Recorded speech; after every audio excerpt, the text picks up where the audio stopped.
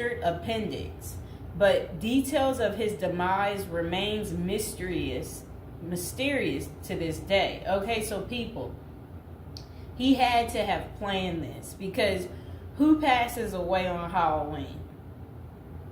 Okay, somebody that obviously wants to be remembered every year on a holiday that's iconic. That's who. And now would be a good time to like the video and to subscribe to my channel. So for over 30 years, Harry Houdini dazzled audiences with his different stunts and superhuman endurance. So what finally put him 6 feet under? The Hungarian-born escape artist jumped off bridges while handcuffed and wearing leg irons.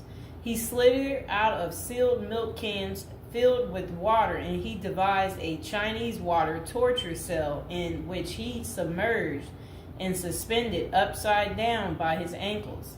None of those did he. I guess he was able to get out and survive. So Houdini's heart-pounding getaways usually involve a healthy dose of trickery, and but they were also genuine risk. In 1915, Houdini nearly suffocated during a stunt in which he was shackled and buried under 6 feet of dirt. Houdini had made a career out of surviving the impossible, which only made the circumstances of his 1926 death all more mysterious. The 52-year-old performed before a packed audience in Detroit on October 24th, but was rushed to the hospital afterwards with an apparent case of appendicitis. He died just a week later on Halloween, leaving his legions of admirers bewildered. Okay, so an obituary in the New York Times expressed shock at the passing of the man who so often had seemed to thousands to be cheating the very jaws of death. And I want to talk about something else. So I've been to Detroit, and I don't remember anybody talking about Houdini there. And I think they should have had some of his cool, iconic stuff there. But I did see they had Houdini stuff in Las Vegas when I was in Vegas. So, I don't know why they don't have it set up in Detroit. So Houdini's final performance. The strange series of events that led to Houdini's demise had kicked off several weeks earlier on October 11th. 1926, while being shackled into his Chinese water torture cell during a performance in Albany, New York. So it says he was struck on the leg by a piece of faulty equipment. He hobbled his way through the rest of the show, but was later found to have sustained a fractured left ankle. Against doctors' orders, Houdini continued his torture and traveled to Montreal, where he gave a lecture at McGill University. Just a few days later, on October 22nd, he invited some McGill students to visit him in his dressing room at the Princess Theater. The magician's sore ankle was still bothering him, so he plopped down on a couch while the group chatted. At some point, a student named J. Gordon Whitehead arrived and asked Houdini if it was true that he could resist hard punches to his abdomen, a claim that the magician had supposedly made in public.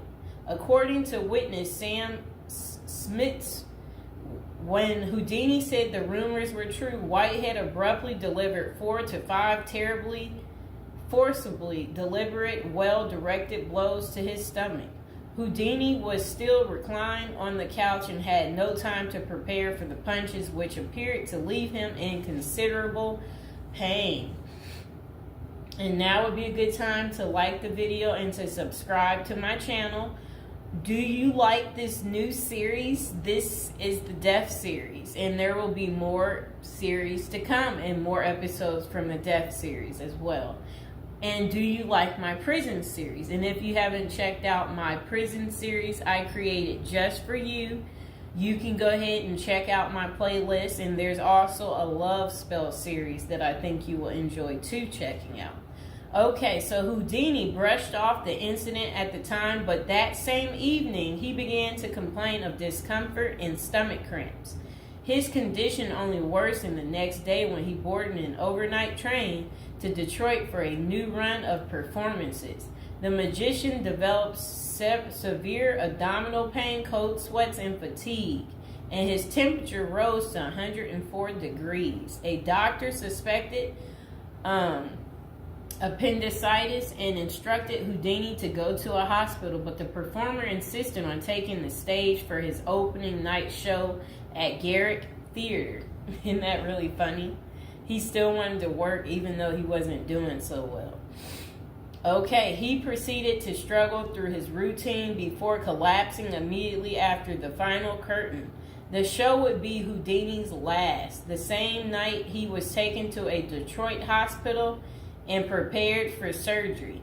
Doctors successfully removed his appendix, which was found to have ruptured several days earlier, but it had already poisoned his insides. Despite a grim prognosis, the magician clung to life until October 31st, when he died with his wife Bess and his two brothers by his side.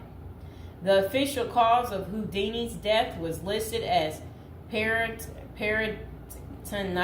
caused by a ruptured appendix. At the time, the magician's doctors firmly believed that the illness was the result of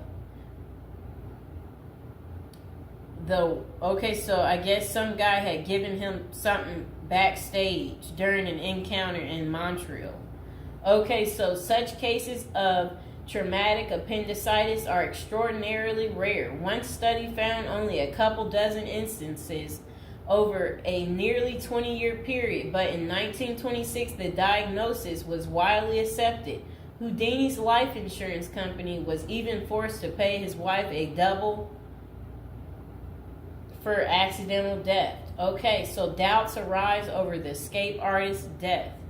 Houdini was laid to rest in Queens, New York. And this is what his little, I never knew that was where he is. Well, there he is right there. Okay, that was his tombstone. Okay, so look, maybe I can put that tombstone as the thumbtack, people. Okay, so Houdini was laid to rest in Queens on November 4th, 1926, but rumors about his unusual death have persisted ever since. Many of the theories tend to focus on the magician's contentious relationship with spiritualism, a pseudo-fed religion whose adherents once claimed it was possible to communicate with the dead through seances and mediums. Houdini, a born skeptic, had spent much of the 1920s on a mission to debunk the spiritualist claims and expose its top psychics as frauds. The Crusades earned him several $1 million worth of lawsuits and more than a few enemies, but at the time of his demise, he showed no signs of letting up. Just a few months earlier, he had testified in front of Congress in support of a bill to outlaw fortune-telling in Washington, D.C. Could Houdini's meddling have gotten him killed? In the 2006 biography, The Secret Life of Houdini, authors William Kalash and Larry Sloman contend that the magician's death may have been a carefully planned assassination by members of the spiritualist community. If one were to suspect Houdini a victim of foul play, they write, then the section of organization crime that was composed of fraudulent spirit mediums must be considered likely suspect. Okay, so Kalash and Sloman argue that the spiritualists had a history of poisoning their enemies, and they note that no autopsy was ever performed to confirm Houdini's death. I wonder why.